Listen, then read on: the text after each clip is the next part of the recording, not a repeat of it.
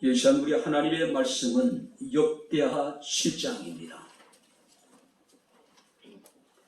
11절 말씀부터 18절 말씀까지 제가 봉독해 드리도록 하겠습니다. 역대하 7장 11절부터 18절 말씀까지가 되겠습니다. 제가 봉독을 해 드리겠습니다. 솔로몬이 여호와의 전과 왕궁 건축을 마치고 솔로몬의 신중에 여호와의 전과 자기의 궁궐에 그가 이루고자 한 것을 다 형통하게 이루니라. 밤에 여호와께서 솔로몬에게 나타나사 그에게 이르시되 내가 이미 내 기도를 듣고 이곳을 택하여 내게 제사하는 성전을 삼았으니 혹 내가 하늘을 닫고 비를 내리지 아니하거나 혹 메뚜기들에게 토산을 먹게 하거나 혹 전염병이 내 백성 가운데 유행하게 할 때에 내 이름으로 일컫는 내 백성이 그들의 악한 길에서 떠나 스스로 낮추고 기도하여 내 얼굴을 찾으며 내가 하늘에서 듣고 그들의 죄를 사하고 그들의 땅을 고칠지라. 이제 이곳에서 하는 기도에 내가 눈을 들고 귀를 기울이리니 이는 내가 이미 이 성전을 택하고 거룩하게 하여 내 이름을 여기에 영원히 있게 하였음이라. 내 눈과 내 마음이 항상 여기에 있으리라. 내가 만일 내 앞에서 행하기를 내 아버지 다윗이 행한 것 같이 하여 내가 네게 명령한 모든 것을 행하여 내 율례와 법규를 지키면 내가 내 나라 왕위를 견고하게 하되 전에 내가 내 아버지 다윗과 언약하기를 이스라엘을 다스릴 자가 내게서 끊어지지 아니하리라 한 대로 하리라. 아멘. 좋으신 아버지 하나님 은혜와 사랑을 진심으로 감사합니다. 사랑하는 주의 성도들이 마음을 모으고 뜻을 모으고 정성을 모아 주를 예배하게 하시고 이 시간 주의 말씀을 충동할 수 있는 은혜를 베풀어 주심을 감사를 드립니다. 말씀 우리에게 은혜가 되게 하시고 말씀 우리에게 위로가 되게 하시고 말씀 가운데 주의 뜻을 분별할 수 있는 지혜로운 마음을 우리에게 허락하여 주옵소서. 예수님 이름으로 기도하옵나이다. 아멘. 할렐루야. 아멘. 자, 우리 옆에 있는 분들과 우리가 진심을 담아서 하나님 우리와 함께 하십니다. 인사하겠습니다. 하나님 우리와 함께 하십니다. 할렐루야. 이미 주부에 나와 있듯이 오늘은 백향목 교회가 28주년 되는 날입니다. 제가 잠시 제가 결혼을 하고 또 목사 안수를 받고 그 전에 개척을 이렇게 하게 됩니다. 강도사 시절에. 그때가 보니까 1991년, 그러니까 우리 둘째 안나가 태어나기 2개월 전에 어린 요한이를 데리고 인천 가정동의 만민교회라고 하는 교회를 개척을 해서 예배를 드리기 시작을 했습니다. 그리고 3년 후 정확하게 1994년 6월 달에 통일동산지구로 이전을 하게 됩니다. 당시 효자 그리빌 앞에 70병의 그 나대지를 구입해가지고 세 번의 어떤 증축 공사를 통해서 지하 1층, 지상 3층에 총 180평의 건물을 건축하고 입당 예배를 드리게 되었습니다. 건축하는 그 과정에 있어서는 당시 통일동산 지구에 영업이 중단된 식당을 빌려서 1년에 가까운 기간 동안에 그곳에서 함께 예배를 드렸습니다. 자, 통일동산이 개발이 되면서 더불어 교회도 굉장히 빠른 속도로 성장을 하기 시작을 했습니다. 도저히 성도들을 다 수용할 수 없었기 때문에 당시에 통일동산 지구의 주차장 부지 1000평을 당시에 11억 1000만 원을 주고 매입을 했습니다. 그리고 건축을 하기 위해서 설계를 하고 또 건축을 하기 위해서 경기도 문화재위원회에다가 건축을 위한 현상 변경 심의를 신청을 했지만은 8차례에 걸쳐서 부결이 되는 아픔을 겪기도 했습니다. 경인 일부와 경기일보에 우리 교회 문제가 그 헤드라인 뉴스로 이렇게 이제 보도될 정도로 당시 상황은 굉장히 심각했습니다. 결국이 이제 국가권익위원회에서 이제 중재를 하기 전에 저희가 행정소송을 이렇게 진행을 했습니다. 파주시와 경기도를 상대로 해가지고.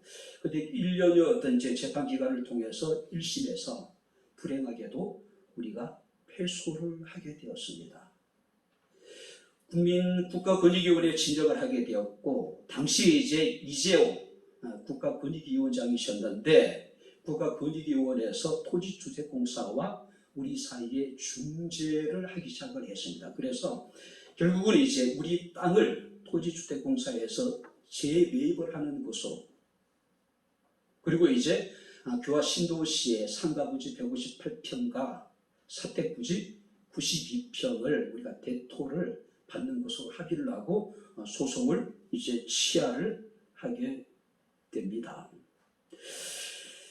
자, 이제 성전 건축을 위해서 기공 예배까지 거창하게 드렸습니다. 근데 여러 가지 일들로 인해가지고 결국은 성전 건축을 포기하는 단계까지 이르게 되었습니다. 당시에 운정 3지구의 개발이 된다 안 된다, 적지 않은 사람들이 자살하는 일이 사회적 심각한 문제로 발생하게 됩니다. 그리고 그 지역의 땅값이 폭락을 하게 됩니다.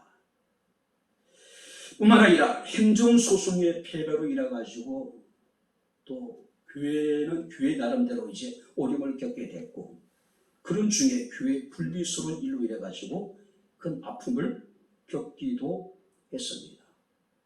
결국 이제 운영위원회를 통해서 교회 모든 재산을 이렇게 이제 매각을 하는 것으로, 자, 14억을 주고 샀던 상가부지는 7억에 매매가 됐고, 4억 가까이 주고 샀던 사택부지는 2억 5천에 매매되는 어처구니 없는 일이, 당시에 부동산 값이 절반으로 폭락하는 그런 일이 벌어졌습니다. 굉장히 어려운 시간을 우리의 교인들이 함께 보내게 되었죠. 그야말로 그 기간은 불같은 시험의 기간이었죠. 아마 이곳에 있는 우리 성도들이 그 일의 어떤 다 증인들이 되겠죠. 극한 어려운 상황 속에서 지난 2017년 성도들의 극한 희생과 헌신을 통해서 이 건물을 우리가 매입을 하게 되고 리모델링을 하고 이곳으로 이전을 하면서 통일동산교회를 백향목교회라는 이름으로 명칭 변경을 하고 지금까지 우리가 예배를 드리고 있습니다. 제가 목사가 된 지 31년째 되는 해고, 개척을 한 지가 31년째, 또 백향목교회가 인천에서 이곳으로 이사해가지고 예배를 드리게 된 것이 28주년. 그런 생각이 들더라고요. 내가 31년 동안 목회를 했는데 도대체 내가 뭘 했을까? 백향목교회가 이곳에서 이제 28년이 되었는데 과연 백향목교회가 자랑할 만한 것이 무엇이 있을까? 사실 부끄러운 마음이 더 강한 것이 사실입니다. 자, 그럼에도 불구하고 모든 것이 하나님의 은혜였음을 고백하게 됩니다. 모든 영광을 하나님께. 할렐루야. 자, 오늘 우리가 역대하 7장 말씀을 보게 되면은 이제 우리가 솔로몬이 7년에 걸쳐서 18만 명의 인력을 동원해서 성전을 건축을 하게 됩니다. 그리고 그 성전을 하나님께 봉헌하는 봉헌식을 하게 됩니다. 많은 희생의 제물을 하나님 앞에 드려서 제사를 드리게 돼요. 근데 하나님께서는 하늘의 불을 내려가지고 그 제물들을 불사르시고, 또 솔로몬이 건축한 그 성전에 여호와의 영광이 가득했다라고 말씀하고 있습니다. 이것은 솔로몬이 건축한 그 성전을 하나님께서 택하셨음을 이제 의미하고 있는 겁니다. 그리고 이제 13년 동안 다시 솔로몬은 자신의 어떤 궁궐을 짓는 일을 하기 시작을 합니다. 그러니까 성전을 7년 동안 짓고 궁궐을 13년, 그러니까 20년 동안에 굉장히 이제 힘든 그 토목 작업을 하게 됩니다. 자, 솔로몬이 성전을 완공하고 또 궁궐을 완성하고 난 이후에 바로 하나님께서 어느 날 밤에 솔로몬을 찾아오신 사건이 오늘 이 본문의 이제 말씀입니다.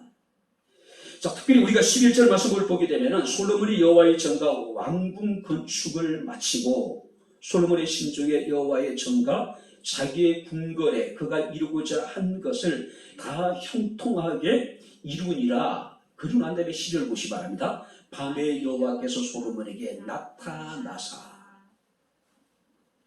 자, 성전을 건축하고 봉헌할 때 하늘에 불을 내려서 제물을 태우신 하나님입니다. 이제 왕궁을 건축하고 난 다음에 그 어느 날 밤에 하나님께서 갑자기 솔로몬에게 두 번째 나타나신 사건이에요.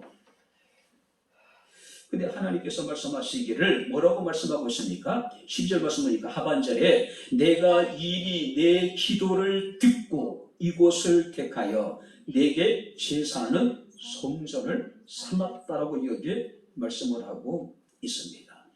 그리고 하나님께서 세 가지로 약속을 하십니다. 첫 번째는 뭐냐면은 솔로몬이 하나님께 구한 기근이나 메뚜기의 재앙이 있을 때에 질병의 재앙이 있을 때에 이스라엘 백성들이 스스로 마음을 경격히 하고 여호와께 돌이켜 기도하면은 하나님께서는 그들의 죄를 용서하시고 그 땅을 고쳐주겠다. 두 번째 하나님께서 말씀하시기를 하나님께서는 이미 이 성전을 택하셨는데 이 성전은 하나님께 제사하는 성전으로 내가 삼았다라고 이야기를 하고 있는 거예요. 그러니까 이 성전에서 드리지는 모든 제사를 하나님께서 기쁘시게 받으시겠다는 겁니다. 뿐만 아니라 성경 말씀을 보게 되면은 나의 눈과 내 마음이 항상 이곳에 있을 것이라고 말씀하고 있음을 우리가 보게 됩니다. 특별히 여러분들 우리가 택했다라고 하는 것은 하나님의 섭리와 하나님의 특별한 계획을 위한 선택. 그러니까 우리가 하나님께서 창세전에 우리 한 사람 한 사람을 우리가 예정하셨다고 이야기를 하잖아요. 하나님 우리를 택했다고 이야기하잖아요. 그런데 그 하나님의 택함이라고 하는 것은 절대적인 하나님의 주권입니다. 누구와 상의할 필요도 없을 것이고 누구의 도움도 받을 필요가 없었어요. 오직 하나님이 스스로 모든 것을 판단하시고 우리를 하나님이 예정하시고 우리를 선택을 하셨단 말이에요. 그런데 그 선택이라고 하는 것은 특별한 섭리와 계획을 이루기 위한 선택이라는 거예요. 그래서 우리들은 굉장한 자부심을 가져도 괜찮아요. 긍지와 자부심을 갖고 하나님을 섬기고 미력으로 당당하게 세상을 살아나갈 수 있는 저와 여러분들의 삶이 될 수 있기를 주님 이름으로 축원합니다. 자, 그렇다면은 하나님께서 택하신 성전, 하나님이 거룩하게 하신 성전, 하나님의 이름을 영원히 있게 하신 성전, 하나님의 눈과 마음이 항상 머무는 성전, 그것은 오늘날 교회를 말하는 겁니다. 자, 그렇다면은 교회 28주년 기념주일을 맞이하면서 자, 우리 백향목교회가 어떤 교회로 하나님 앞에 든든히 세워져야 될 것인가? 자, 교회의 본질이 무엇인가를 우리가 함께 살피면서 우리가 함께 은혜를 나누도록 하겠습니다. 자, 먼저 한번 12절 말씀 우리 다시 한번 같이 읽겠습니다. 밤에 여호와께서 솔로몬에게 나타나사 그에게 이르시되 내가 이리 내 기도를 듣고 이곳을 택하여 내게 제사하는 성전을 삼았으니. 밤에 여호와께 솔로몬에게 나타나셨다. 그러니까 왕궁을 건축하고 그날 밤인지 아니면은 어느 정도의 시간이 지나서 일어는지 우리가 알지 못합니다. 그러나 확실한 것은 밤에 여호와께서 솔로몬에게 당신 자신을 계시하신 거예요. 나타내신 겁니다. 그리고 말씀하시기를 내가 입이 내 기도를 듣고 그리고 이곳을 택하여 내게 제사하는 성전을 삼았다. 자, 여기서 제사라는 게 뭘까요? 하나님께서 당신을 위해서 준비하신 예배를 드리는 장소. 그죠? 그리고 우리가 16절 말씀도 보니까 이렇게 기록하고 있습니다. 내가 이미 이 성전을 택하고 거룩하게 하여 내 이름을 여기에 영원히 있게 하였음이라. 내 눈과 내 마음이 항상 여기에 있을 것이다. 자, 12절과 16절에 반복되는 이야기가 뭐냐면은 12절에 내가 이미 이곳을 택하였고 16절 말씀을 보니까 내가 이미 택하였고. 자, 하나님께서는 성전을 택하신 목적이 뭘까요? 우리가 12절 말씀을 보니까 내게 제사하는 성전을 삼았으니, 하나님이 성전을 택하신 분명한 이유가 있습니다. 이 땅의 수많은 건물 가운데 하나님께서 교회를 선택하신 목적이 있다는 거죠. 그 목적이 뭡니까? 내게 제사하는 곳, 하나님께 예배 드리는 곳으로 하나님께서는 교회를 택하시고 성전을 택하셨다는 이야기예요. 예배의 핵심은 뭡니까? 하나님께 영광을 돌리는 겁니다.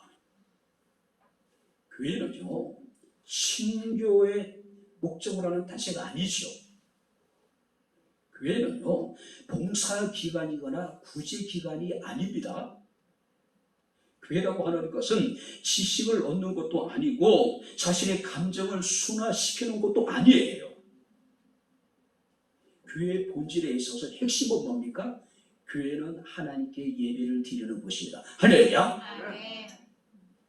온전한 예배가 하나님께 드리지 않는 교회라고 하는 것은 이미 교회로서의 존재의 가치를 상실해버린 거예요. 그죠? 우리가 여행을 하다 보면은 계속 머무르고 싶은 곳이 있는가 하면은 당장이라도 떠나고 싶은 곳이 있을 수 있을 거예요.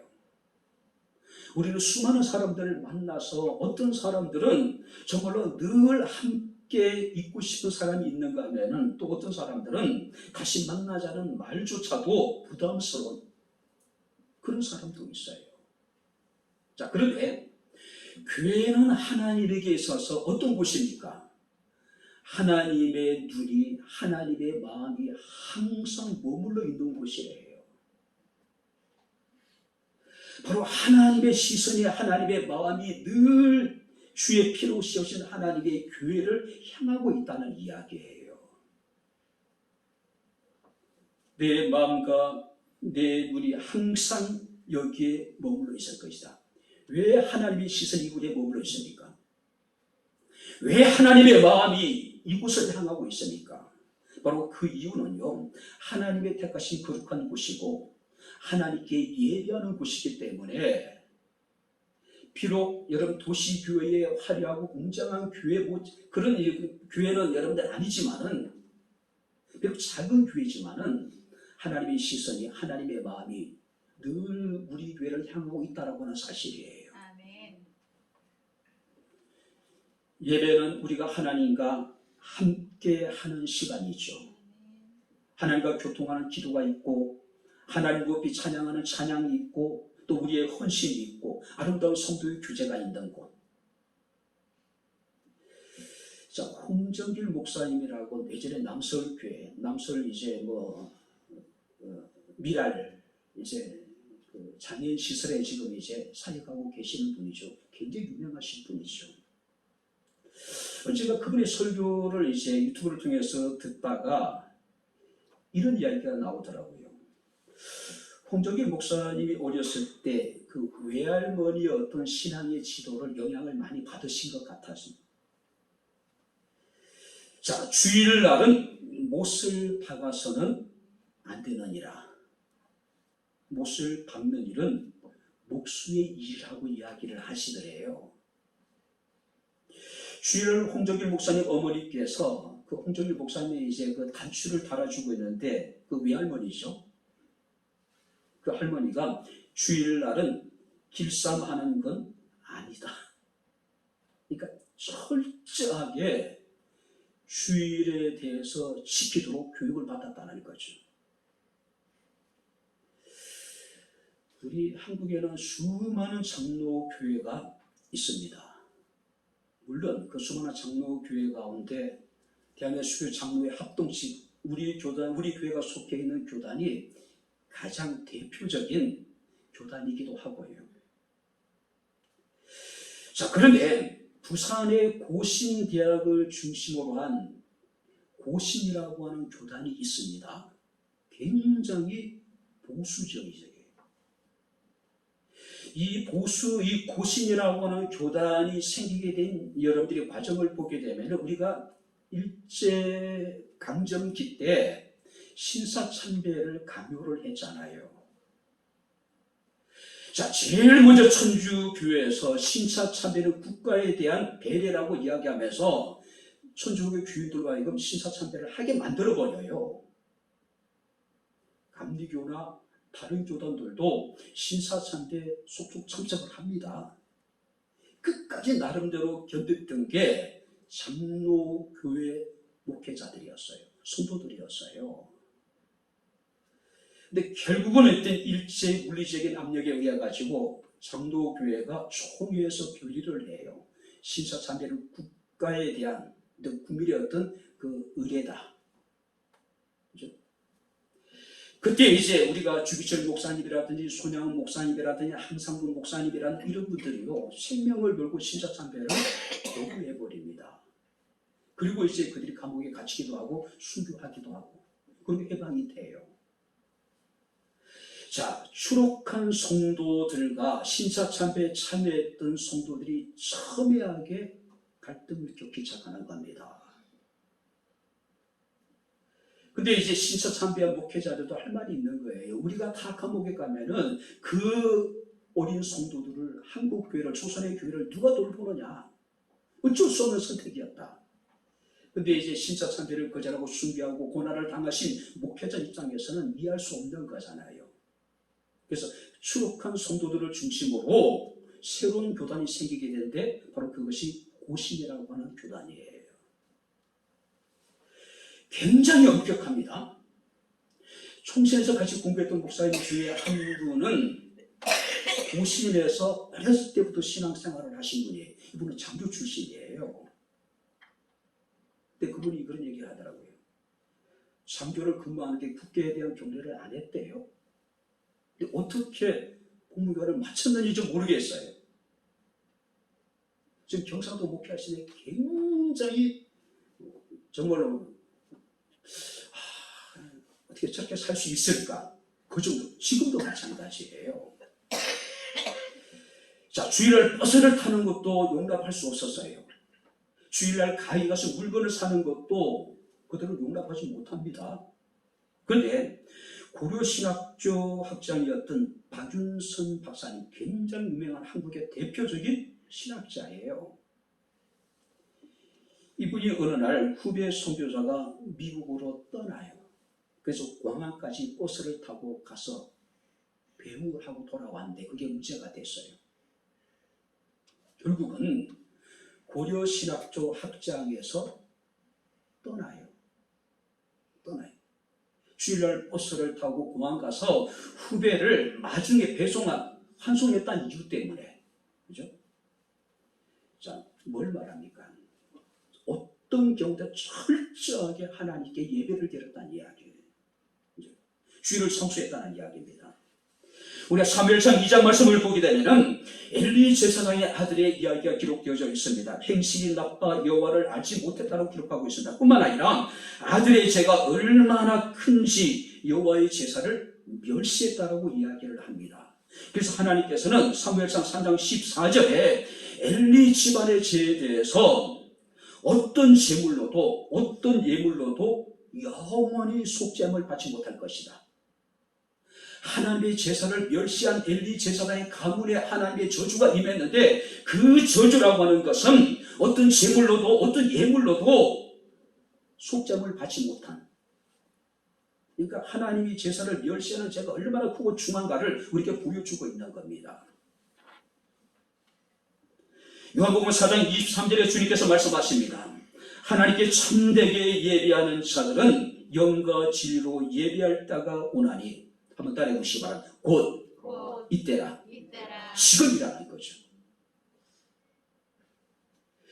지금 하나님 앞에 영과 진리로 예배할 때라고 지금 말씀을 하고 있는 겁니다. 정신 차려서 예배해야 된다는 거죠. 아버지께서는 자기에게 이렇게 예배하는 자들을 찾으신다고 말씀을 하고 있어요. 이렇게 예배하는 자, 정신을 차리고 하나님 앞에 영과 진리로 예배하는 자를 하나님 찾으시고 그런 자를 기뻐하신다는 이야기죠. 타락한 신앙일수록 예배가 형식적이 됩니다. 타락한 영혼일수록 예배를 무시하게 돼요. 엘리 제사장 가문에 임했던 하나님의 제사를 무시했기 때문에 어떤 제물로도 어떤 예물로도 그들의 죄를 살 수 없었다고 이야기하는 거예요. 바로 교회는 그런 곳이에요. 자, 두 번째 말씀을 보시기 바랍니다. 자, 15절을 우리 같이 읽겠습니다. 이제 이곳에서 하는 기도에 내가 눈을 들고 귀를 기울이니, 이제 이곳에서 하는 기도에 내가 눈을 들고 귀를 기울일 것이다. 자, 이곳이 어디입니까? 하나님의 택하신 곳, 바로 성전, 교회라고 하는 거예요. 교회는 어떤 곳입니까?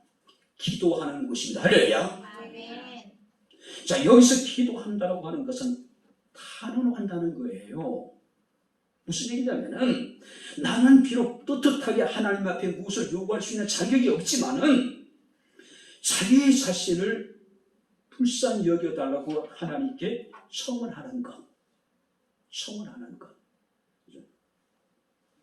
누가복음 18장에 보게 되면은 여러분들이 잘 아는 세리와 바리새인의 기도가 등장을 합니다.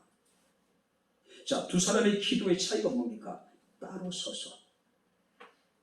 바리새인은 아마 성전 앞에 나와서 두 손을 높이 들고 하나님 앞에 기도했을 거예요. 그러나 세리는 멀리 서서 감히 이 성전 앞에 가까이 나올 수가 없었던 거예요. 용기가 없었던 거예요. 성경을 보게 되면은 멀리 서서 하늘을 쳐다보지도 못하고 감히 하늘을 쳐다볼 수도 없었다는 이야기예요. 다만 가슴을 치며 자기를 불쌍히 여겨달라고 기도하는 거예요. 이게 기도예요. 나는 하나님께 무엇을 구할 수 있는 자격이 없지만은 우리가 하나님 앞에 자기 자신을 탄원하는 겁니다. 불쌍히 여겨달라고요. 나를 긍휼히 여겨달라고요. 기도는 내 뜻을 포기하고 하나님의 뜻을 받아들이는 결단입니다. 그래서 예수께서도 나의 원대로 마옵시고 아버지의 원대로 이루어지기를 원하나이다. 할 수만 있다면 이 고난의 잔이 내게 지나가기를 주님께서 기도하셨습니다. 그도 우리와 같은 성전을 가진 완전한 인간이셨어요. 그러나 그는 기도 가운데 자신의 뜻을 하나님 뜻에 굴복시키잖아요. 이사야서 50장 7절 말씀을 보게 되면 내가 곧 그들을 나의 성산으로 인도하여. 자, 여기 성산이란 예루살렘을 말하는 것이고 이 성산이라고 하는 것은 오늘날 교회를 말하는 거예요. 교회. 내가 곧 그들을 나의 성산으로 인도하여 기도하는 내 집에서 그들을 기쁘게 할 것이며, 기도하는 내 집에서 하나님이 그들을 기쁘게 한다. 그들이 누굽니까? 하나님께 기도하는 자들이에요. 그들의 번제와 희생을 나의 제단에서 기꺼이 받게 되리니 내 집은 만민이 기도하는 집이라 일컬음을 받게 될 것이다. 자, 하나님께서 말씀하시기를 내가 그들을 나의 성산으로 인도하여 기도하는 내 집에서 나는 그들을 기쁘게 할 것이고 그들의 번제와 희생의 제물을 내가 기꺼이 받을 것이다. 왜냐하면 내 집은 만민이 기도하는 집이기 때문이라고 말씀하고 있습니다. 기도하는 내 집, 만민이 기도하는 집. 오늘 교회의 가장 중요한 속성, 가장 중요한 교회 본질, 가장 중요한 여러분들이 교회에 해야 될 사역이 뭡니까? 기도하는 일이에요. 우리가 14절 말씀을 보시기 바랍니다. 내 이름으로 일컫는 내 백성이 점점점 기도하여 내 얼굴을 찾으면 내가 하늘에서 듣고. 자, 여기 보세요. 하나님의 택하신 기도하는 집에서 하나님의 얼굴을 찾으면 하나님께서 내 기도를 따라해보시기 바랍니다. 하늘에서 듣고. 할렐루야. 아멘. 그들의 죄를 사실 뿐만 아니라 그 땅을 내가 고쳐줄 것이다. 이 땅이라는 것은 우리 세상에서 행하는 모든 일들을 말하는 거예요. 삶의 문제, 여러 가지 어떤 어려운 문제들을 하나님께서 다 고쳐주겠다는 이야기예요. 또 15절 말씀을 보게 되면은 이제 내가 이곳에서 하는 기도에 눈을 들고 귀를 기울이리니. 한번 따라해 보시다. 눈을 들고 귀를 기울이리니. 우리가 기도할 때 하나님 우리를 주목하신다는 이야기예요. 우리가 기도할 때 하나님께서 귀를 기울여서 나의 기도를 들어주시겠다는 이야기예요. 16절 말씀을 보게 되니까 내 눈과 마음이 항상 여기에 있으리라. 자, 하나님의 눈과 하나님의 마음이 항상 여기에 있다는 얘기는 뭡니까? 하나님이 우리에 대해서 집중하고 계시다는 이야기예요. 주목하고 계시다는 이야기예요. 그래서 나의 작은 읊조리는 기도까지도, 나의 작은 신음까지도 하나님께서 다 들으시겠다는 거죠. 응답하시겠다는 이야기예요. 이사야 58장 9절 말씀에 내가 부를 때에 나 여호와가 응답하겠고 내가 부르짖을 때에, 한번 따라해보시기 바랍니다. 내가 여기 있다 하리니. 할렐루야. 우리가 하나님을 부를 때 하나님 우리에게 응답하시고 내가 부르짖을 때 하나님께 내가 여기 있다. 내가 여기 있다. 응답해 주시겠다는 이야기죠. 여러분들이 100층 이상의 초고층 건물을 지을 때 정말로 어떤 오차도 발생해서는 안 된다 그래요. 100층의 어떤 초고층 건물들은요.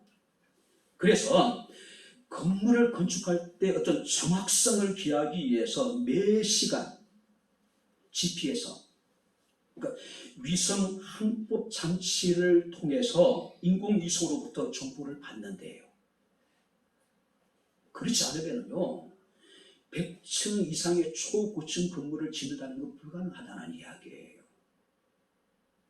인공위성을 통해서 계속해서 정보를 받아서 건물 하나하나를 지어나간다는 거죠.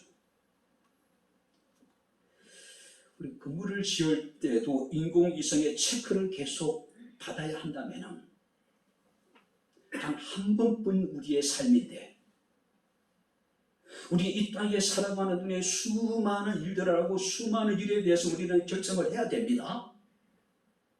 근데 그 결정이 옳을 수도 있을 것이고 틀릴 수도 있을 것이고, 그럼 어떻게 될까요?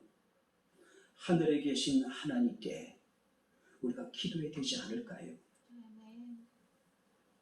하나님이 내에 대해서, 하나님이 나의 선택에 대해서 어떻게 생각하시는지 하나님께 물어야 되지 않을까요?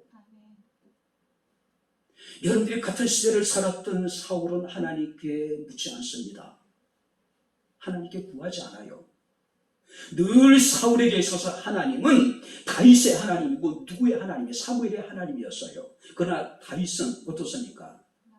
하나님이 늘 나의 하나님이었어요. 그러니까 문제가 있을 때마다 무엇인가를 결정할 때마다 다윗은 하나님께 묻고 또 묻고 또 물어요. 사랑하는 성도 여러분들, 환난 날에 나를 부르라고 말씀하고 있습니다. 내가 너를 건지리니 내가 나를 영화롭게 할 것이라고 말씀을 하고 있습니다. 너는 내게 부르시라. 내가 내게 응답하겠고 내가 알지 못하는 크고 은밀한 일을 보여주시겠다라고 말씀을 하고 있습니다. 백향목교회는 하나님이 기도하는 교회로 택한 교회입니다. 기도가 끊이지 않는 교회. 할렐루야. 이 일은 누가 해야 될까요? 여러분들, 우리가 해야 될 사명이라는 거죠. 여러분, 미국에 남북전쟁이 벌어지게 되죠. 남북전쟁 초기에는요, 북군이 연전연패를 해요. 이미 군사력이 남쪽이 훨씬 강했어요. 그리고 결정적인 건 남부군에는 리라고 하는 정말로 탁월한 장군이 있었어요. 그러니까 링컨이 그야말로 남북전쟁 기간 동안에 연전연패, 참담한 패배를 계속해서 당하는 겁니다. 근데 결국은 남북전쟁에서 결과는 어떻게 됩니까? 북군의 승리로 끝나죠. 그리고 이제 노예가 해방이 됩니다. 자, 그때 링컨이 이런 얘기를 합니다. 우리 북군은 남군에 리 같은 장군이 없었다. 자, 그렇기 때문에 우리는 하나님께 기도할 수밖에 없었다. 리라고 하는 탁월한 장군이 있었기 때문에, 지도자가 있었기 때문에 남군은 모든 전쟁에 있어서 연전연승을 해요. 그러나 북군은 리 같은 장군이 없었어요. 그래서 링컨은 하나님께 기도할 수밖에 없었다. 그래서 링컨은 그런 얘기를 합니다. 의지할 수 있는 사람이 없었기 때문에, 탁월한 장군이 없었기 때문에 기도할 수밖에 없었고, 그것이 북군의 승리의 비결이라고 이야기를 하고 있어요. 내 집은 만민이 기도하는 집이라. 할렐루야. 만민이 기도하는 집에 그렇지 않는 우리 백향목회가 될 수 있기를 주 이름으로 축원합니다. 10번째 말씀을 보시기 바랍니다. 18절을 우리 다시 한번 같이 읽겠습니다. 내가 내 나라 왕위를 견고하게 하되 전에 내가 내 아버지 다윗과 언약하기를 이스라엘을 다스릴 자가 내게서 끊어지지 아니하리라 한 배로 하리라. 자, 하나님의 성전은 어떤 곳입니까? 하나님의 은혜가 선포되는 곳이에요. 교회는 어떤 곳이 되어야 됩니까? 하나님의 은혜를 선포하는 곳이 되어야 돼요. 특별히 성경 말씀을 보게 되면은 내가 내 나라의 왕위를 견고하게 하되 전에 내가 내 아버지 다윗과 언약하기를 이스라엘 다스릴 자가 내게서 끊어지지 아니하리라 한 대로 해줄 것이라고 얘기. 끊어지지 않는다는 얘기는 하나님의 언약이 계속해서 성취되어서 나갈 것이다. 자, 교회는 하나님의 은혜를 선포하는 곳이에요.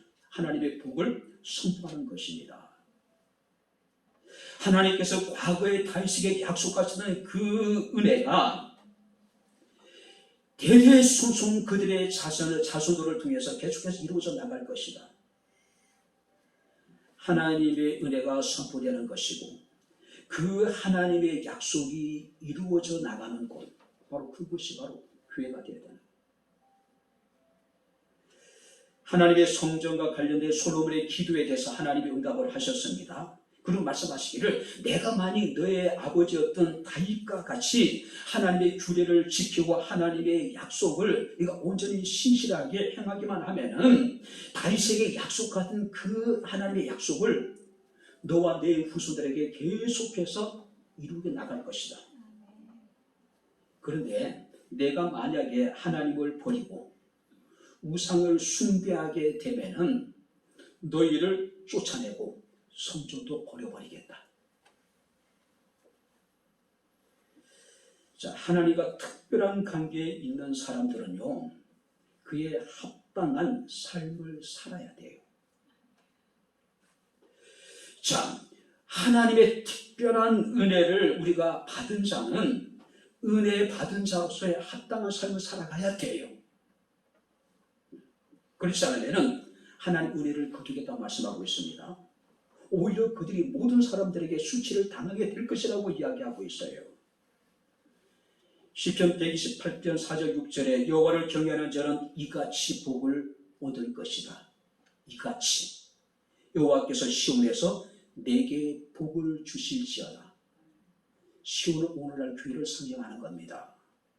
여호와께서 시온에서 내게 복을 주실지어다. 너는 예루살렘의 번영을 보게 될 것이고 내 자식을 보게 될 것이고 내 자식의 자식을 보게 될 것이고 이스라엘에게 평강이 있을 것이다. 자, 하나님 은혜가 선포되는 곳, 은혜 좋습니다. 그런데 그 은혜가 지속적으로 우리와 우리의 후손들에게 이루어지기 위해서는 우리가 먼저 하나님의 말씀을 듣고 우리가 주의 말씀을 행하게 될 때에 그 은혜가 계속해서 우리와 우리의 자녀들의 삶 가운데 하나님께서 이루어 나가시다고 말씀하고 있는 겁니다. 백향목교회는 하나님의 은혜가 선포되는 곳입니다. 할렐루야. 선포되는 것이 중요한 것이 아니라 우리가 그것을 믿음으로 받고 말씀을 마음에 새기고 순종하여 선포되는 하나님의 은혜가 우리의 삶 가운데 실제로 이루어지는 놀라운 하나님 은총이 함께할 수 있게 되기를 주님의 이름으로 축원합니다. 그러시면 좋겠어요. 그죠? 말씀을 듣고 행하지 않으로 자신을 속이는 자가 아니라 말씀을 듣고 행함으로 선포된 그 하나님의 은혜가 실제화되는 것, 그 은혜를 실제적으로 삶 가운데 누릴 수 있는 삶, 이게 복이 아닐까요? 그래서 성경 말씀하시기를 하나님의 기록된 예언의 말씀을 읽고 듣고 그것을 지켜 행하는 자에게 복이 있나니. 할렐루야. 행하는 자. 자, 그렇다면 마지막으로 우리는 어떤 자세로 하나님께 나와야 될까요? 온전한 예배가 하나님께 드려지고 우리가 기도가 응답되어지게 되고 하나님의 어떤 말씀을 통해 선포된 그 은혜가 정말로 은혜가 되기 위해서는 우리가 어떤 자세, 어떤 모습으로 하나님 앞에 나와야 될까? 자, 14절 우리 같이 읽겠습니다. 14절을 같이 읽겠습니다. 다시 한번 읽겠습니다. 내 이름으로 일컫는 내 백성이 그들의 악한 길에서 떠나 스스로 낮추고 기도하여 내 얼굴을 찾으면 내가 하늘에서 듣고 그들의 죄를 사고 그들의 땅을 고칠 것이다. 두 가지로 얘기합니다. 그들이 악한 길에서 떠나고 스스로 낮추면 우리의 드리신 예배를 하나님께서 기쁘시게 연락하실 뿐만 아니라 우리의 기도에 응답하실 것이고 하나님이 말씀을 통해 선포된 그 은혜를 하나님께서는 송시해 나가시겠다는 이야기예요. 악한 길에서 떠난다는 것은 악한 길에서 돌이키는 것. 누가복음 15장 말씀을 보게 되면 탕자 비유가 등장하죠. 아버지가 아직까지 살아계심에도 불구하고 자신의 목의 유산을 아버지께 달라고 생떼를 써서 자식이기는 부모 없다고 그 둘째 아들의 목의 유산을 이제 아버지가 주지요. 그 못된 둘째 아들은 먼 도시에 가서 허랑방탕한 삶을 살게 됩니다. 그리고 가진 모든 재산을 다 호비해요. 먹을 것이 없어요. 누구도 그를 돌아보지 않습니다. 목공이 포도청이라고. 결국 그가 한 일이 뭡니까? 돼지우리를 치는 일이에요.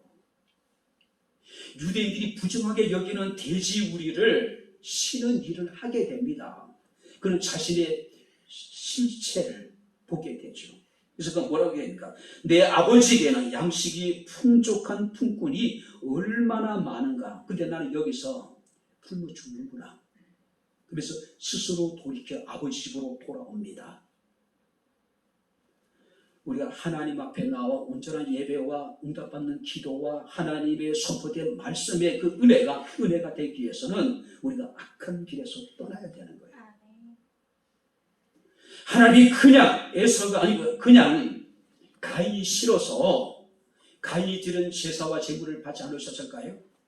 아니에요. 그가 원래 악한 자에 속했기 때문에 하나님이 그가 드리는 제사를 제물을 아예 가인 그 자체를 하나님께서는 받지 않으신 거예요. 오라 우리가 여호와께 돌아가자고 말씀하고 있습니다. 돌아가면은 하나님 우리를 찢으셨으나 낫게 해주실 것이고 하나님 우리를 치셨으나 우리의 상처를 싸매 주실 것이라고 말씀을 하고 있습니다. 이제 여호와께로 돌아가야 돼요. 우리가 사는 길이고 우리의 가정이 사는 길이고 우리 교회가 사는 길입니다. 할렐루야. 뿐만 아니라 스스로 낮추라고 이야기합니다. 개역 성경에 보게 되면 스스로 겸비하고, 이 겸비라고 하는 것은 스스로 낮아지고 낮추고 굴복하고 항복하고 하나님 앞에 엎드리는 것. 마태복음 5장 3절에 주님께서 말씀하신다. 심령이 가난한 자는 복이 있다. 여기 보세요. 여기서 가난이라고 하는 것은 파산을 당해서 내놓을 것이 아무것도 없는 사람, 이런 경험을 한번 해보셨습니까? 저는 비슷한 상황까지 가본 적은 있어요. 파산을 해서 내놓을 수 있는 것이 아무것도 없는 상태. 그 상태가 지금 가난한 상태예요. 하나님은 지금 우리에게 우리 스스로 마음을 견디게 하고 스스로 하나님의 은혜에 가난한 자가 갈급한 자가 되라고 말씀을 하고 있는 거예요. 이런 자들의 예배, 이런 자들의 기도, 이런 자들에게 선포된 주의 말씀이 그 은혜가 하나님께서 연락하시고 응답하시고 은혜가 은혜되게 해주시겠다는 이야기죠.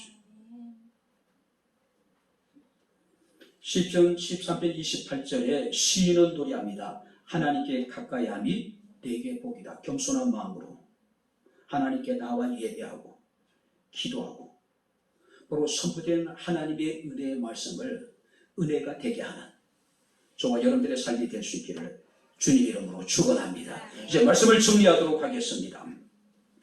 프랑스 작가였던 알퐁스 도테라고 하는 사람의 고세 신부의 불로장생주라고 하는 소설이 있대요. 사실 저는 읽지 않았습니다. 그 내용을 이렇게 정리된 것을 인터넷에서 봤습니다. 자, 그 소설 내용 보면 이렇습니다. 가난을 미덕으로 삼던 어느 수도원에 재정적인 굉장히 압박을 받게 됩니다. 수도원의 종탑은 무너져 내리고 창문들은 깨지고, 근데 재정이 여의치 않으니까 수리를 할 수가 없는 거예요. 근데 이 수도원에 고세라고 하는 수사가 있습니다. 수사. 자, 그가 수원에서 하는 일은 굉장히 단순해요. 젖소 2마리를 돌보는 것이 그가 수원에서 하는 일이에요. 자, 그는 이제 고민을 합니다. 이렇게 수도원이 재정적으로 어려운데 내가 뭔가 재정적으로 수도원에 도움을 줬으면 좋겠다. 그래서 그는 불로장생주를 만들기 시작한 거예요. 자, 양 부모가 불로장생주를 만드는 사람이었기 때문에 어깨너머로 배운 거예요. 그래서 6개월 동안 엄청나게 심혈을 기울여서 나름대로 연구하고 개발해 나가는 겁니다. 그러다가 드디어 불로장생주를 빚는데 성공을 해요. 자, 고세가 만든 이 불로장생주는요, 그야말로 불티나게 팔립니다. 프랑스 전역으로 팍 팔려나가는 거예요. 수도원은 그야말로 돈방 쓰게 않습니다. 수도원의 종탑도 고쳐지고 또 뿐만 아니라 수도원을 다시 웅장하게 이렇게 수리하기도 하고 고치기도 하고, 수도원의 종탑은 하늘을 찌르듯이 높아져만 갑니다. 그런 중에 이 고세라고 하는 수사는 신부로서 서품까지 받아요. 서품이 받아요. 근데 어느 날 이 수도원의 신부들이 경건한 시간을 갖고 미사를 드리고 있는데 갑자기 밖에서 이 고세라고 하는 신부가 괴성을 지르고 혀꼬부라진 소리로 막 노래를 하는 거예요. 이 고세가 불로장생주를 만들다 보면 계속해서 시험을 해야 되잖아요. 그러다 보니까 알뿌리 죽독이 돼버린 거예요. 네. 결국은 이 수도 원장은 고세에게 교회 출입을 금지시키고 혼자만의 어떤 기도 생활을 명령합니다. 그리고 주조장에서 계속해서 불로장생주를 만들라는 명령을 내려요. 성당 출입도 안 되고 오직 그는 주조장에서 하루 종일 불로장생주를 만들기 위해서 끊임없이 시험을 하고 또 시험을 하고 또 시험을 하고,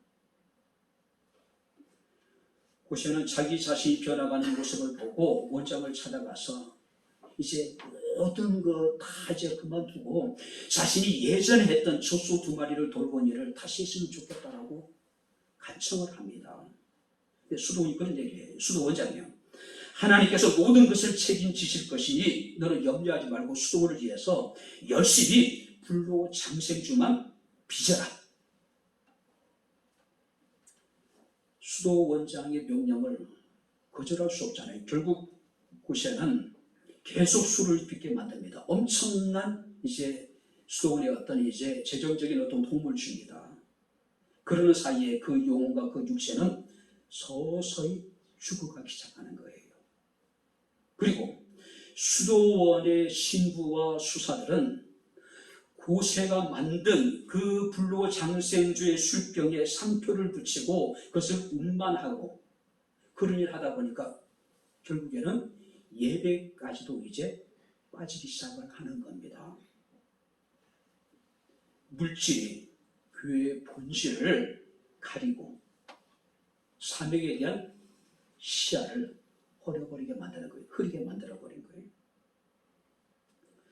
어쩌면 우리가 살아가고 있는 시대는 그런 시대가 아닐까요? 교회가 추구하는 것도 그죠? 영혼 구원보다는 우리가 더 큰 예배당, 더 많은 사람들, 또 재정적으로 넉넉하고 어려운 시대를 우리가 살아가고 있습니다. 교회 28주년을 맞이하면서 그런 생각을 해봤습니다. 정말 우리가 잘하고 있는 걸까? 정말 우리가 가는 그 길을 정말 제대로 가고 있을까? 과연 백향목교회가 하나님께서 원하시는 길로 지금 가고 있을까? 우리가 진정 고민과 성찰이 있어야 되지 않을까 생각이 됩니다.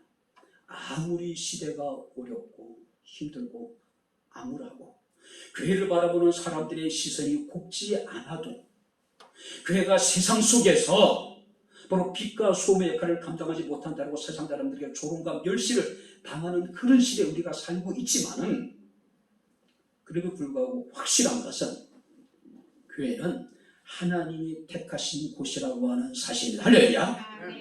지금도 하나님께서는 이 교회에 당신의 이름을 주시고 지금도 하나님께서는 이 땅에 세워진 모든 교회를 바라보시고 그곳에 마음을 두고 계시다는 사실이에요. 오늘 예배가 회복되는 교회, 기도가 응답되는 교회, 하나님의 은혜가 선포되고 그 은혜가 되는 교회, 바로 우리 백향목 교회가 그런 교회가 되어졌으면 좋겠습니다. 할렐루야. 지금까지는 어땠는지 모르지만 이제 백향목 교회는 예배가 회복되고 기도가 응답되고 선포된 하나님의 은혜가 되는 교회로 날마다 새롭게 성장하는 변해나가는 아름다운 교회가 될 수 있기를 주의 이름으로 축원합니다. 기도하겠습니다. 하나님 아버지, 하나님의 은혜와 사랑을 진심으로 감사를 드립니다. 백향목교회 28주년을 맞이하여 우리가 살아계신 하나님께 감사하며 하나님께 영광을 돌리며 우리가 주의 참으로 우리를 향한 하나님의 뜻이 무엇인지 백향목의 어떤 모습으로 성장하고 변화되어 나가야 될지 다시 한번 우리 자신을 돌아볼 수 있는 은혜를 주심을 감사를 드립니다. 예배가 회복되는 교회가 되게 하시고 기도가 응답되는 교회가 되게 하시고 선포되는 하나님의 은혜가 되는 백향목 교회가 되게 하옵소서. 지금까지 함께 하시던 에베레스의 하나님께서 임마누엘로 함께 하시고 여호와 이레로 백향목 교회에 하나님께서 은혜를 더하여 주옵소서. 감사합니다. 예수님 이름으로 기도하옵나이다. 아멘. 이제는 우리 주 예수 그리스도의 은혜와 하나님의 크신 사랑과 성령님의 교통 교제의 충만 역사 인도하시니 백향목교회 제28주년 기념주일로 하나님 앞에 감사하며 예배한 주의 사랑하는 모든 성도들 머리머리 위에 저들의 가정과 직장과 사업장과 이 교회와 이 나라 이 민족 위에 지금부터 영원토록 함께 있을지어다. 아멘.